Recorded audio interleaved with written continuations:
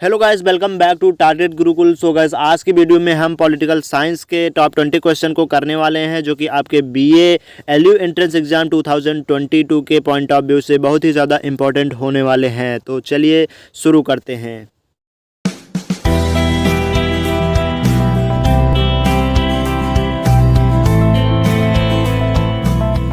So guys, इस video में हम 20 क्वेश्चन को सॉल्व करने वाले हैं, लेकिन अगर आपको सभी क्वेश्चन के जवाब आ रहे हैं उसको कमेंट सेक्शन में ज़रूर टाइप कीजिए, जिससे कि आपको वो एकदम से याद हो जाए। तो जिस क्वेश्चन का आपको जवाब आता है उसको कमेंट सेक्शन में ज़रूर लिखिए और हर एक क्वेश्चन को सबसे पहले अपने आप से सॉल्व करने की कोशिश कीजिए। तो चलिए फर्स्ट क्वेश्चन पर आते हैं।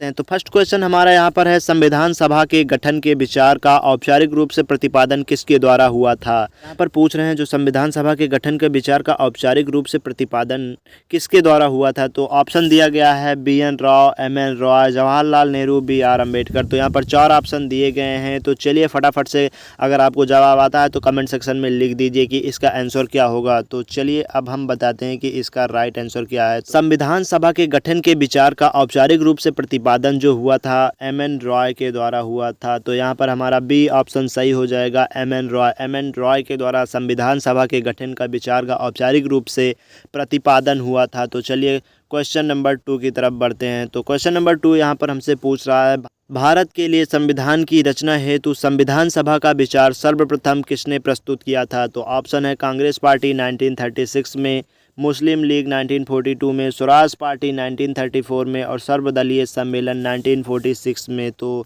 ये क्वेश्चन बहुत ही इजी है, तो आप सभी को ज़्यादातर मैक्सिमम लोगों को इस क्वेश्चन का जवाब पता होगा। तो चलिए फटाफट से कमेंट सेक्शन में लिख दीजिए कि इसका जवाब क्या है। तो यहाँ पर इसका जवाब है क्वेश्चन नंबर 2 का आंसर, राइट आंसर है स्वराज पार्टी 1934 में। तो स्वराज पार्टी ने 1934 में भारत के लिए संविधान की रचना हेतु संविधान सभा का विचार सर्वप्रथम प्रस्तुत किया था। तो चलिए क्वेश्चन नंबर 3 पर आते हैं। सो गाइस, अगर आपको लखनऊ यूनिवर्सिटी से रिलेटेड और सारी वीडियोस चाहिए, लखनऊ यूनिवर्सिटी को आसानी से क्रैक करना है, तो प्लीज़ टारगेट गुरुकुल चैनल को सब्सक्राइब कर लें। यहाँ पर आपको लखनऊ यूनिवर्सिटी से related video lecture, PDF notes वगैरह सारी चीज़ें मिलती हैं जो आपको लखनऊ यूनिवर्सिटी एग्ज़ाम को क्रैक करने के लिए उपयोगी हैं। तो चलिए क्वेश्चन नंबर 3 पर आते हैं। तो क्वेश्चन नंबर 3 है हमारा, ब्रिटिश सरकार द्वारा किसे 1942 में संविधान निर्माण हेतु भेजा गया था। तो ऑप्शन है Mountbatten, Warren Hastings, Simon, sir Stafford Cripps. तो यहाँ पर अगर आप पढ़े होंगे तो आपको पता होगा कि ब्रिटिश सरकार द्वारा किसे 1942 में संविधान निर्माण हेतु भारत भेजा गया था। और अब अगर आपको इसका जवाब आता है तो कमेंट सेक्शन में इसका जवाब ज़रूर लिखिए। तो चलिए राइट आंसर के बारे में बात करते हैं। तो यहाँ पर हमारा राइट आंसर हो जाएगा ऑप्शन नंबर डी। तो सर स्टेफर्ड क्रिप्स को ब्रिटिश सरकार ने 1942 में संविधान निर्माण हेतु भारत भेजा था। तो ऑप्शन नंबर डी यहाँ पर हमारा राइट हो जाएगा, सर स्टेफर्ड क्रिप्स।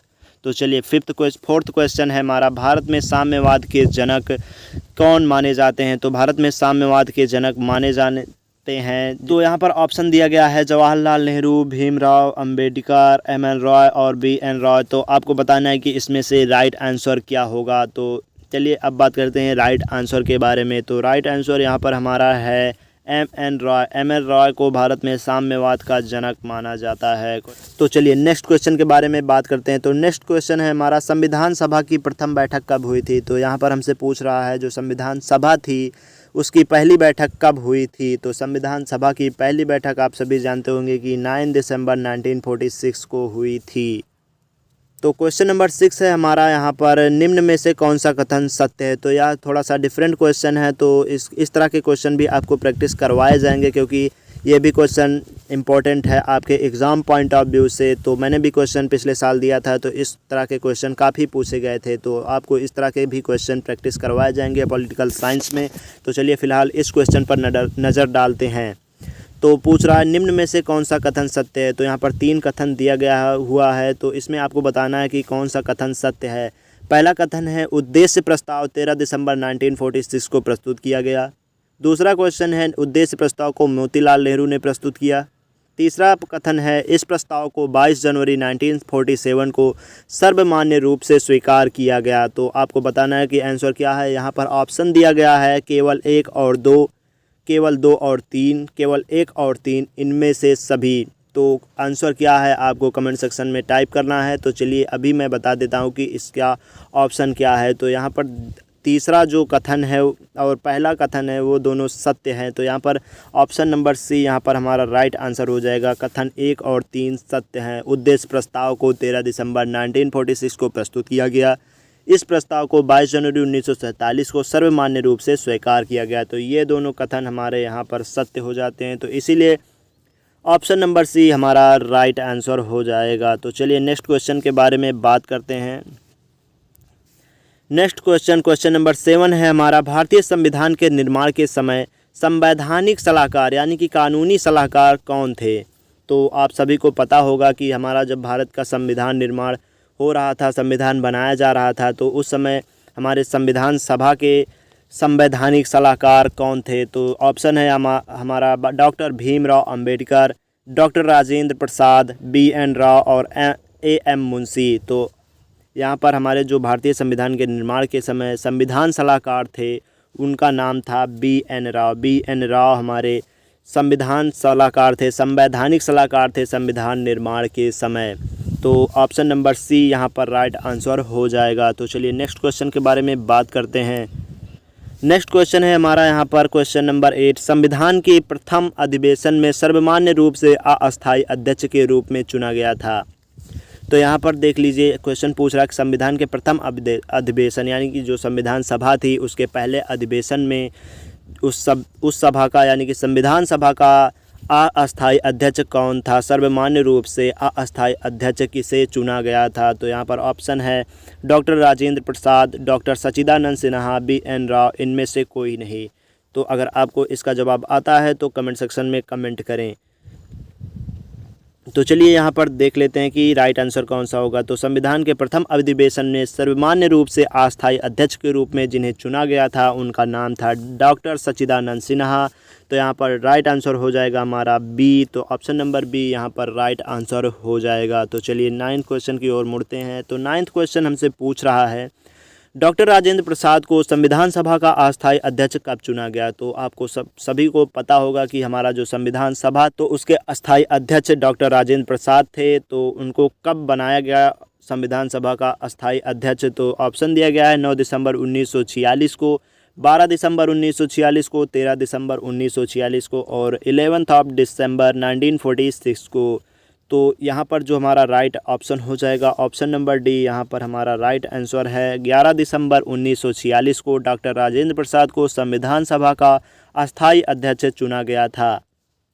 तो चलिए अब क्वेश्चन नंबर 10 की तरफ आते हैं। तो क्वेश्चन नंबर 10 है हमारा, भारतीय संविधान के निर्माण के समय संविधान का उपाध्यक्ष के रूप में किसे चुना गया था। तो यहाँ पर अभी हमसे पूछ रहा था अस्थायी अध्यक्ष किसे कौन था, कब चुना गया। अब पूछ रहा है कि भारतीय संविधान के निर्माण के समय संविधान का उपाध्यक्ष के रूप में किसे चुना गया। यानी कि भारतीय संविधान सभा का जो उपाध्यक्ष था वह कौन था। तो ऑप्शन है HC Mukherjee, BN Rao, doctor Sachchidananda Sinha, doctor Rajendra Prasad. तो यहाँ पर राइट आंसर हो जाएगा हमारा option number A, HC Mukherjee को संविधान सभा का भारतीय संविधान के निर्माण के समय संविधान का उपाध्यक्ष चुना गया था, यानी कि संविधान सभा का उपाध्यक्ष चुना गया था।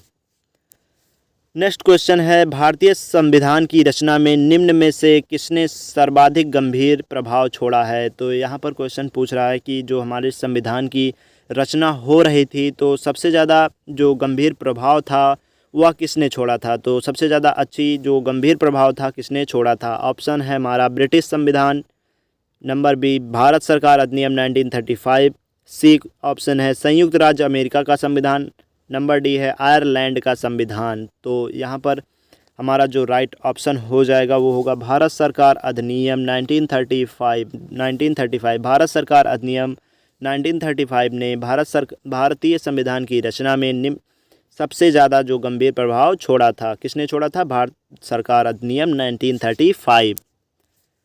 नेक्स्ट क्वेश्चन है हमारा, भारत की संविधान सभा गठित करने का आधार क्या था। तो यहाँ पर पूछ रहा है कि जो संविधान सभा थी उसको गठित करने का आधार क्या था, उसका बेस क्या था। तो सभी को पता होगा। तो ऑप्शन होगा यहाँ पर हमारा भारतीय राष्ट्रीय कांग्रेस का प्रस्ताव, कैबिनेट मिशन प्लान, भारतीय स्वतंत्रता अधिनियम 1947, भारतीय डोमिनियन के प्रांतीय राज्य विधानमंडलों के प्रस्ताव। तो यहाँ पर हमारा जो राइट ऑप्शन हो जाएगा वो होगा कैबिनेट मिशन प्लान 1946। तो भारत की संविधान सभा को गठित करने का जो आधार था, जो बेस था, वो कैबिनेट मिशन प्लान 1946 था। नेक्स्ट क्वेश्चन की तरफ आते हैं। तो पूछ रहा है हमसे संविधान सभा का सचिव किसे नियुक्त किया गया था। तो ये ज़्यादातर मोस्टली लोगों को पता होगा क्योंकि बहुत ज़्यादा टफ क्वेश्चन नहीं है, एकदम बेसिक सा क्वेश्चन है संविधान सभा के बारे में। तो आप बिल्कुल टेंशन मत लीजिए, अगर ये सारी चीज़ें नहीं आती हैं तो आपको संविधान सभा के ऊपर एक थ्योरी भी क्लास दे दी जाएगी बहुत ही जल्द। आप टारगेट गुरुकुल चैनल को सब्सक्राइब कर लीजिए, बहुत ही जल्द थ्योरी क्लास संविधान सभा के ऊपर अपडेट कर दी जाएगी। तो चलिए अब क्वेश्चन की तरफ आते हैं। तो पूछ रहा हमसे संविधान सभा का सचिव किसे नियुक्त किया गया था। तो ऑप्शन है BN राव को BR अम्बेडकर यानी कि भीमराव अम्बेडकर, HBR आयंगर को HC मुखर्जी को। तो यहाँ पर राइट ऑप्शन जो हमारा है HBR आयंगर को संविधान सभा का सचिव नियुक्त किया गया था।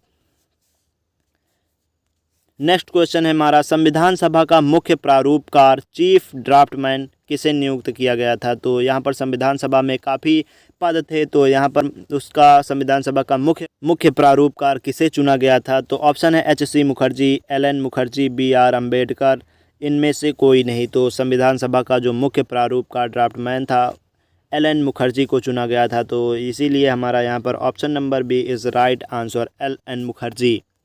नेक्स्ट क्वेश्चन पर आते हैं। नेक्स्ट क्वेश्चन है संविधान सभा द्वारा निम्न में से किसे प्रतीक के रूप में अपनाया गया था। प्रतीक माने कि मुहर, आप कह सकते हैं कि ठप्पा होगा जाता है कि संविधान सभा द्वारा निम्न में से किसे प्रतीक रूप से अपनाया गया था। तो यहाँ पर कुछ निशान दिए गए हैं ऑप्शन में, तो आपको बताना कि इसमें से राइट निशान कौन सा था। तो आप कमेंट सेक्शन में राइट आंसर कमेंट कर सकते हैं। तो चलिए अब ऑप्शन के बारे में बात करते हैं। तो ऑप्शन नंबर A है हमारा कमल, B है हाथी, C शेर, D पंजा। तो संविधान सभा द्वारा निम्न में से किसे प्रतीक के रूप में अपनाया गया था। तो अपनाया गया था हाथी को प्रतीक के रूप में अपनाया गया था संविधान सभा द्वारा। तो इसीलिए option number B is a right answer, हाथी। क्वेश्चन नंबर 16 है हमारा भारत की संविधान सभा ने राष्ट्रीय ध्वज को सर्वप्रथम कब स्वीकार किया। तो बहुत ही ज़्यादा इंपॉर्टेंट क्वेश्चन है आपके एग्ज़ाम पॉइंट ऑफ व्यू से कि भारत की संविधान सभा ने राष्ट्रीय ध्वज को सर्वप्रथम कब अपनाया था, कब स्वीकार किया था। तो ऑप्शन है 12 जुलाई 1946 को, 26 नवंबर 1950 को, 22 जुलाई 1947, इनमें से कोई नहीं। तो राइट आंसर होगा हमारा ऑप्शन नंबर C, 22 जुलाई 1947 को संविधान सभा ने राष्ट्रीय ध्वज को सर्वप्रथम स्वीकार किया था। तो option number C is the right answer, 22 जुलाई 1947।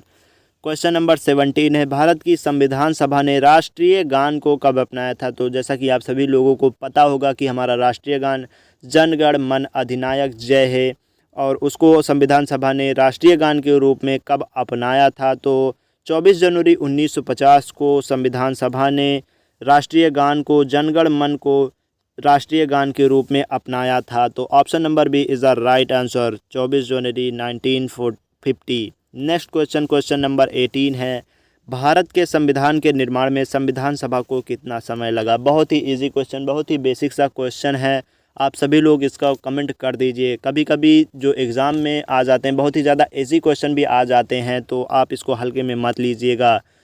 तो चलिए यहाँ पर ऑप्शंस के बारे में बात करते हैं। तो यहाँ पर 2 वर्ष 11 माह 18 दिन, 2 वर्ष 7 माह 23 दिन, 2 वर्ष 12 माह 18 दिन, 2 वर्ष 8 माह 18 दिन।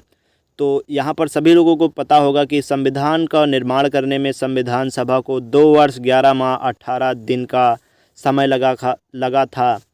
तो इसीलिए option number A is our right answer. तो चलिए सेकेंड लास्ट क्वेश्चन के ऊपर आते हैं। तो क्वेश्चन नंबर 19 है हमारा भारत की संविधान सभा ने राजकीय चिन्ह को कब अंगीकृत किया था। तो यहाँ पर पूछ रहा है कि जो हमारा राजकीय चिन्ह था उसको कब अपनाया था भारतीय संविधान सभा ने, राजकीय चिन्ह को कब अंगीकृत किया था यानी कि कब अपनाया था। ऑप्शन है हमारा 15 अगस्त 1948, 26 जनवरी 1948, 2 अक्टूबर 1947, 26 जनवरी 1950। तो यहाँ पर जो हमारा राइट आंसर हो जाएगा भारतीय संविधान सभा ने राजकीय चिन्ह को 26 जनवरी 1950 को अपनाया था।